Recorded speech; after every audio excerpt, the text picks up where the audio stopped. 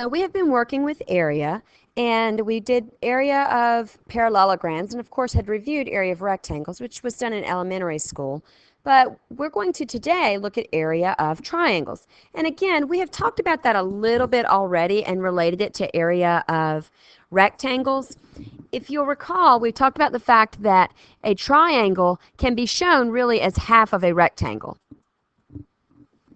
For example, if we look at this triangle, we can take another triangle that is congruent to it, rotate it, and then when we put the two together, it's going to make a rectangle. So therefore, the area of one of the triangles would be half the area of the whole rectangle. So for example, if I wanted just the area of the one that is shaded, I could do the length times the width of the rectangle and then just divide it by 2 to get the area of one of the triangles.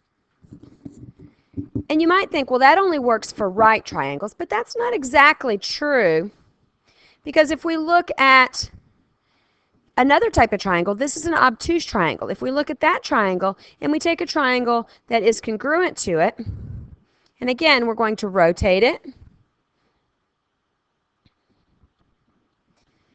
and join the two, you'll notice that that makes a parallelogram. Now, if you'll remember, we talked about that we can find the area of a parallelogram by doing base times height. The base of a parallelogram is going to be one of the sides of the parallelogram. We can choose any one of them. However, we're going to want to choose the one that we can also measure the height from. So let's say that I choose this side as my base. Then I need to know the height of my parallelogram, and the height is going to be right here. It has to run perpendicular to the base. So if I knew those numbers, then I could multiply those two numbers, because the one along the bottom here, the green one, is my base, and the yellow one would be my height. Remember, the formula for area of a parallelogram is base times height. And notice, if I took and I cut that parallelogram right along that height line, remember that that piece, that piece could be moved to make a rectangle. So let me show you that.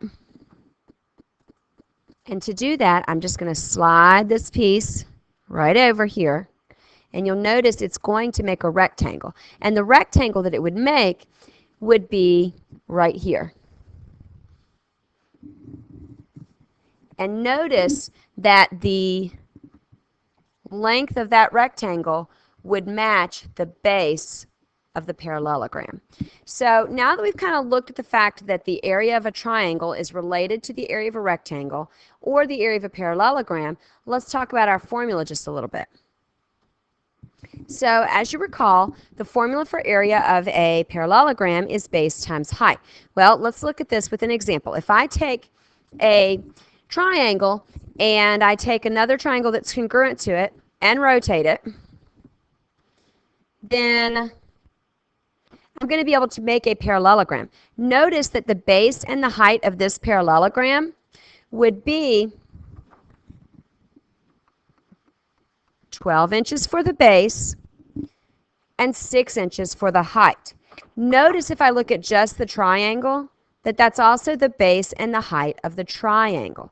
So the base and the height of the triangle are the same as the base and height of the parallelogram. So if I wanted to know the area of the triangle, then I could take the formula of the parallelogram, which is base times height, and just divide it by 2, because the triangle is half of the parallelogram.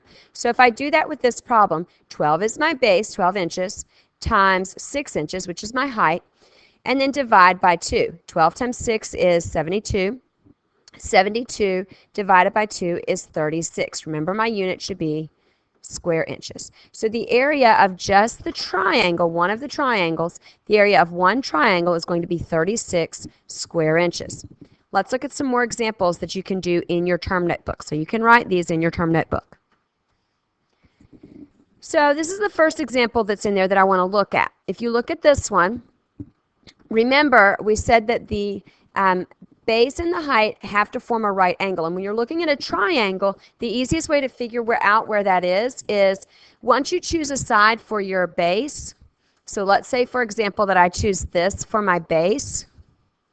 Your height has to be perpendicular to that when you measure to the vertex that's not part of the base. So this vertex right here.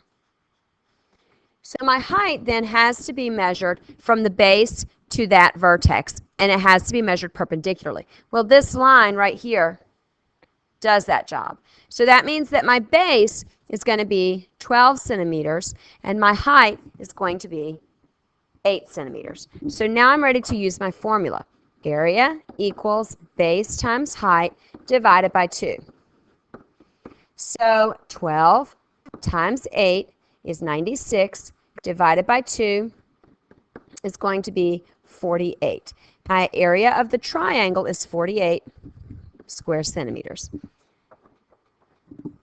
Again, notice that if I took that triangle and made a copy of it, in other words, made one that was congruent, and then I rotated it around and put the two of them together, I'm going to make a parallelogram. That parallelogram is going to have a base of 12 centimeters and a height of 8 centimeters. So that means my triangle also has a base of 12 centimeters and a height of 8 centimeters. All right, let's look at another example. So here's another example. This one actually is probably an easier one to see even, because this one truly is half of a rectangle. So you could probably think about making, if you made another one that was congruent, another triangle that was congruent, and you rotated it, then this would make a 5 by 12 rectangle. So it should make sense that the 5 and the 12 are my base and my height, and I need to divide by 2. So my area is going to be 12 times 5, which is 60, divided by 2, which is 30. So I get 30 square feet. Let's look at one more example, and this is one people tend to get wrong. So when we look at this one, there's no clear base when you just look at it, in the sense that a lot of people like to look at it at the bottom as the base, and that was true on this example. The 12 feet was our base, and that was true on this example. The 12 centimeters was our base, but that's not true on this one. When you look at this one, you might initially look and say, well, the 26 centimeters is my base because that's the one that's closest to the bottom. But let's take a look at that. And you can see better when you rotate the picture. Always rotate your picture in geometry. If you need to, that really can help. So if I were to choose that as my base, notice that I would need to know the distance perpendicularly to this point. I would need to know this distance. And I don't have that measurement. So what that means is I cannot use the 26 centimeters as my base. I have to try a different side. The base will always be one of the sides of the triangle. So let's try this one, the 23 centimeters. When I try that one, if this is my base, then I need to know the distance to this vertex, the one that's not connected to it. I don't know that distance, so I can't use the 23 centimeters as my base. So when I look one more time at the final side, at the third side is 18 centimeters. So I'm going to look at that as a base, and then I'm going to say, do I know the distance to this opposite vertex? And this time, yes, I do. That distance is 21 centimeters. So that means my base is the 18 centimeters, and my height is the 21 centimeters. So now I'm ready to use my formula. Area equals base times height divided by 2. So I'm going to do 18 times 21 and then divide that by 2. When I work that all out, I'm going to get 189, and it's going to be square centimeters. So again, the key is finding the correct base and height, and then remembering that you have to divide by 2, because when you multiply the base and height, you're finding the area of a parallelogram. You have to divide by 2 because the triangle is only half of a parallelogram.